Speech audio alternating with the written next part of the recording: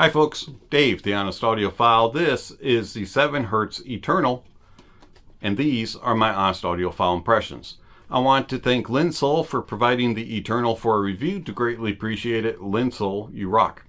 Alright, so the 7Hz Eternal. This is a $250 earphone, and it has a 14.5 millimeter dynamic driver in it. 30 ohms of impedance, 109 decibels of sensitivity, and a frequency response of 10 hertz to 20 kilohertz. It does connect with MMCX connections. Unboxing is very simple.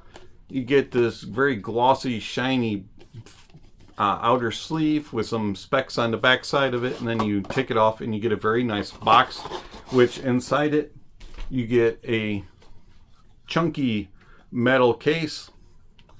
This is in bronze color, big, connects with magnets. Not very pocket friendly, but it definitely is bag friendly and will protect the earphone very well. And then you also get 2 containers full of silicone tips. So you get plenty of tips to try. They all are silicone. And then you get the earphone. Now the earphones are very unique.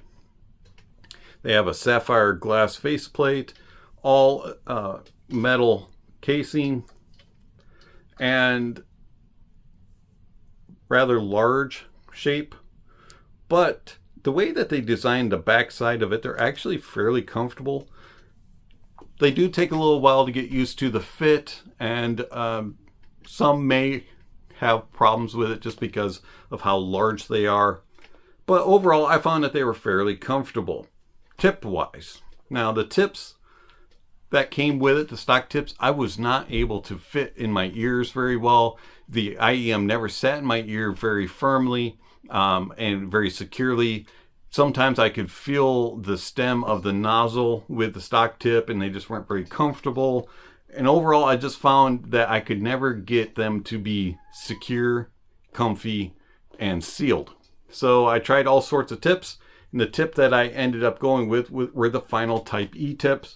I tried everything from CTM Flexi tips to elastics to spin fits, JVC spiral dots, and everything else in between. I did try foam tips, and I found that foam tips altered the sonics too much and really hampered detail retrieval and resolution. So I went with silicones, and the final Type E tip was the best. Overall, I find that when you do get a tip that fits, seals, and holds them in place, that isolation of the Eternal is not very good. They pretty much only block maybe at the most 50% of outside noises. These are not a very good isolating earphone whatsoever. Find that the cable is decent. It's not the greatest. Has some kinking problems. It's an okay feel. It's got kind of this rubbery, I'm alright with it. For the price tag, kind of wish you got a better cable. Overall, design's cool.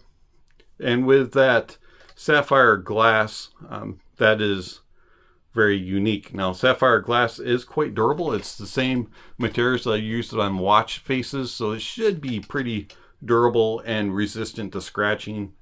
I wouldn't go and rub it up against some on your sidewalk or use a Brillo pad with it, but for the most part, it should be fairly resistant to scratches and keep that cool, glary, glassy look.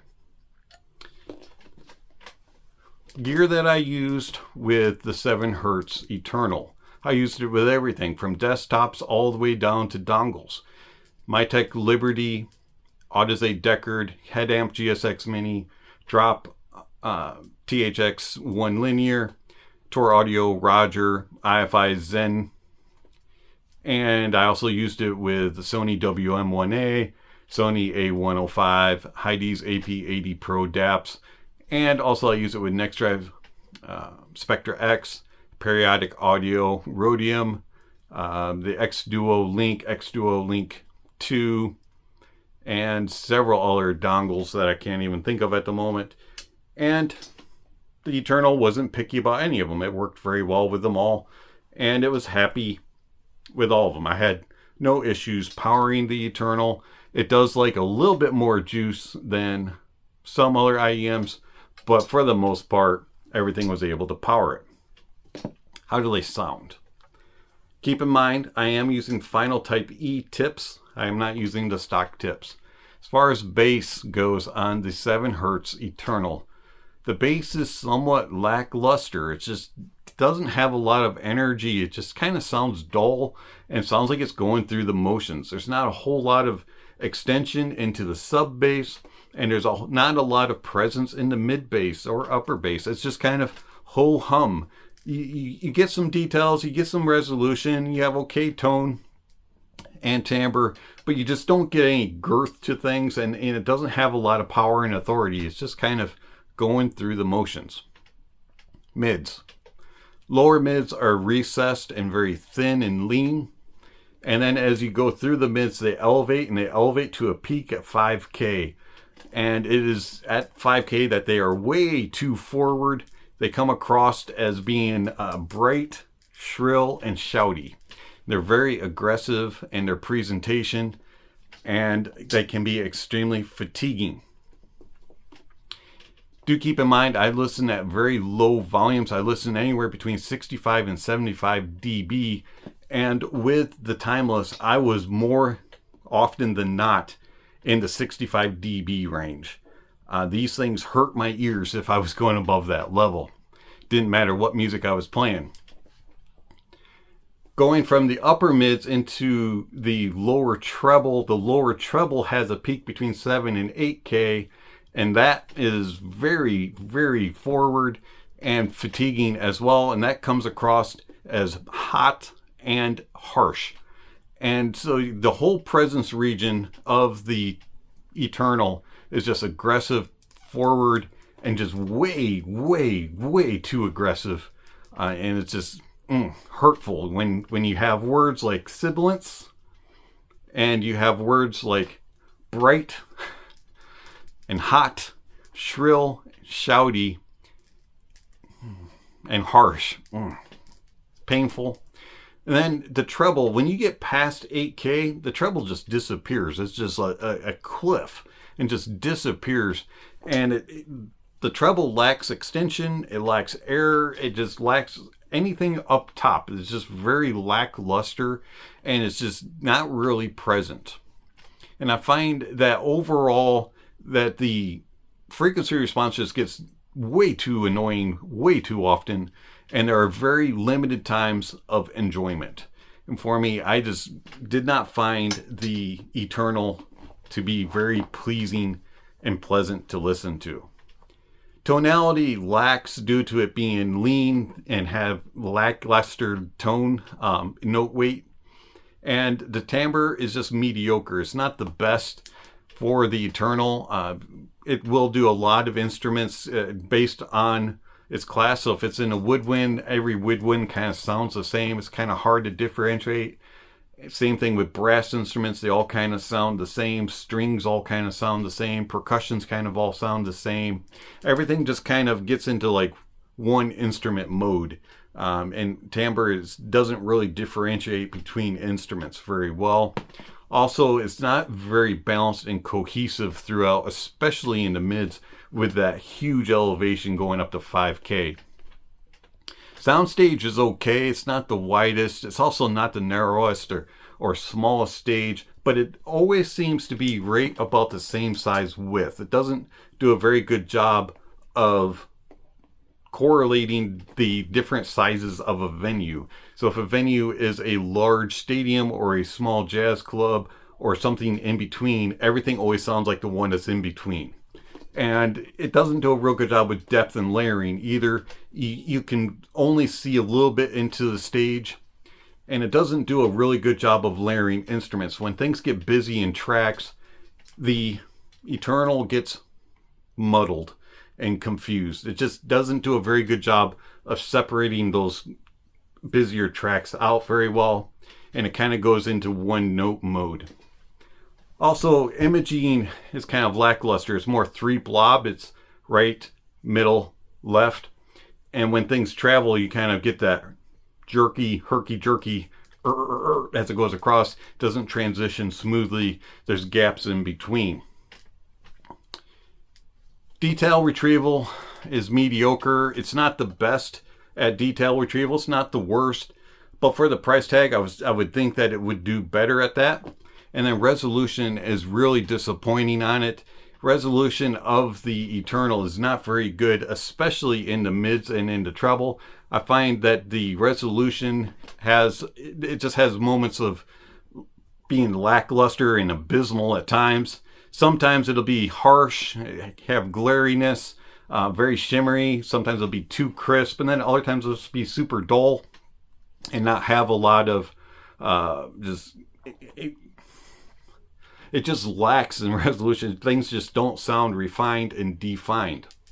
And then also there's moments of sounding artificial. It's just way too elevated in the upper mids and in the treble. And so it just will sound not quite natural.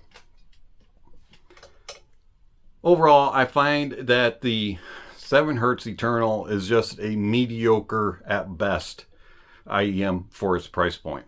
How does it compare to the C Audio Ume? Now, the C Audio Ume has superior tone and timbre, and it is one of the best tone and timbre IEMs I've ever heard, and it totally destroys the Eternal when it comes to tone and timbre. It also does better with detail retrieval and does better with resolution. Also, it's more accurate with the stage width, depth, and layering, and it is more precise and accurate in imaging.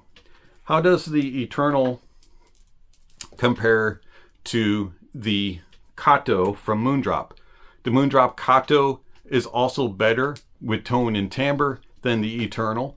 It also has a very large advantage with detail retrieval and resolution. It totally blows away the Eternal in that regard, in my opinion. Also, it is more accurate with stage width, depth, and layering, and is more precise and accurate with imaging. And then also the Kato is more accurate with the amounts of crispness and energy. It's not near as elevated, but it is more natural and accurate. Both the Ume and the Kato do a better job of having a more natural approach to things. Overall, the 7 Hz Eternal, does it make me listen to music in eternal flames or eternal glory? And for me, my experience definitely is like I am listening with eternal flames. The 7 Hz Eternal is not pleasant to my ears. This is Dave, the Honest Audiophile. Thank you for watching, and I will catch you on the next video. Speaking of next video, somewhere on the screen, subscription links, notification bells. If you haven't already, please check those off. And then don't forget to give a thumbs up or a thumbs down to the video, and check out the links down below for how you can connect with the channel, follow the channel, support the channel. All that kind of stuff is down below, along with information regarding tier lists and gear rankings and music recommendations and all kinds of other things down below. Just check out those links. Don't forget to enjoy the music, and that honesty is the best policy.